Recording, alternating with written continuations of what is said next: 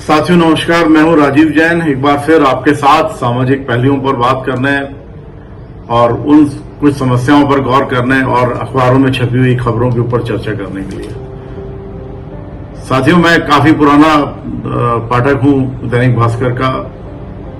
एक trusted paper है जिसको हम पिछले 50 साल से पढ़ रहे हैं, 40 साल से पढ़ रहे हैं, पूरे परिवार के साथ पढ़ रहे हैं। उसकी पहली न्यूज ये आती है अंतर्राष्ट्रीय परिवार दिवस पर।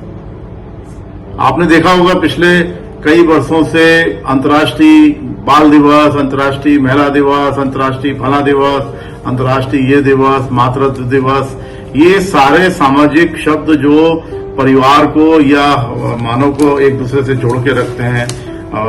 वन्य प्राणियों के ऊपर भी एक दिवस हो गया। ये क्यों जरूरत हुई, महसूस हुई? अगर इस बात को आप समझने की कोशिश करते हैं तो एक चीज निकल के सामने आती है कि ये जो जरूरतें हैं ये ठीक भी है और पूरी तरह से इस समस्या से निवारण भी नहीं कर सकती, क्योंकि आज अगर परिवार दिवस में हम बात करते हैं तो वो एक दिन का पहलू नहीं है, बरसों का परिवार होता है।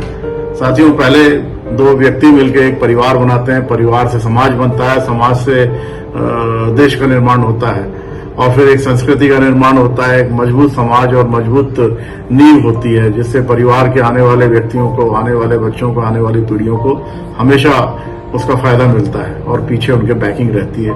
परिवार शक्तिशाली होता है। तो ये जरूरत इसलिए पड़ गई कि अब परिवार टूटते जा रहे हैं। लोगों के एक या दो बच्चे हैं या बहुत सारे लोग शादी जैसी एग्रीमेंट में इन्वॉल्व नहीं होना चाहते और कुंवारे ही समय बिता रहे हैं। ऐसे बहुत सारे पहलू हैं। एक बच्चा है, दो बच्चा है, हम सबके परिवार में भी बच्चों की संख्या कम हो गई।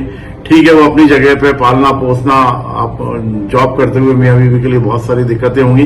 तो वहां फिर ये बात आती है कि परिवार की जरूरत क्यों है। यदि आपके पास दादा दादी हैं, नाना नानी है, मौसा मौसी हैं, चाचा चाची हैं, तो आपके बच्चे, आपका परिवार खुशहाल होगा और बहुत अच्छे से पल जाएंगे। कुछ त्याग करने की जरूरत पड़ती है और उसके साथ में ढेर सारी फैसिलिटीज आपको मिलती हैं।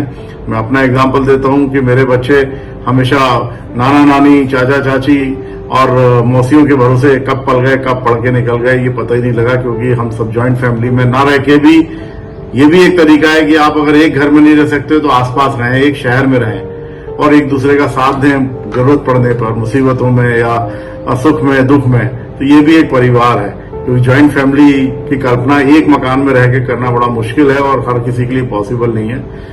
तो ये तो ज्वाइंट फैमिली का फायदा है। तो अंतर्राष्ट्रीय परिवार दिवस पर मैं आप सबसे आग्रह करूंगा कि आप लोग सब अपने परिवार की संख्या बढ़ाने के साथ ही कम से कम भाई बहन का जोड़ा जरूर रखें। 2 या 3 बच्चे तो होने ही चाहिए और आपस में वो बच्चे एक दूसरे से अटैच रहते हैं, एक दूसरे से अपनी प्रॉब्लम सॉल्व करते हैं। बहुत सारी चीजों में माँ बाप के साथ में एक टीम बना के काम करते हैं और ये परिवार, इसी परिवार की खुशहाली का एक बड़ा कारण बनता है। यदि परिवार में 2 बच्चे, माता पिता, नाना नानी, दादा दादी या कोई ना कोई साथ में रहता है तो ये बहुत अच्छी चीज है। तो ऐसे परिवार की बुनियाद होनी चाहिए।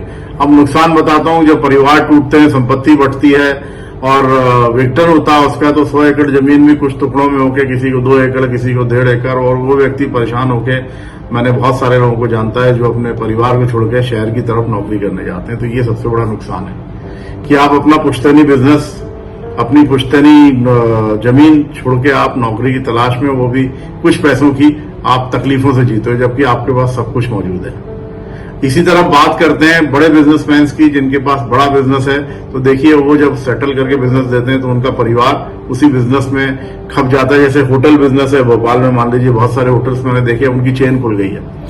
परिवार बड़ा अलग होना है, शहर एक ही है, पर बिजनेस की वजह से सब जुड़े रहे और सबके रेस्टोरेंट एक ही नाम से अलग अलग शहर के अलग अलग स्थान पर बन गए।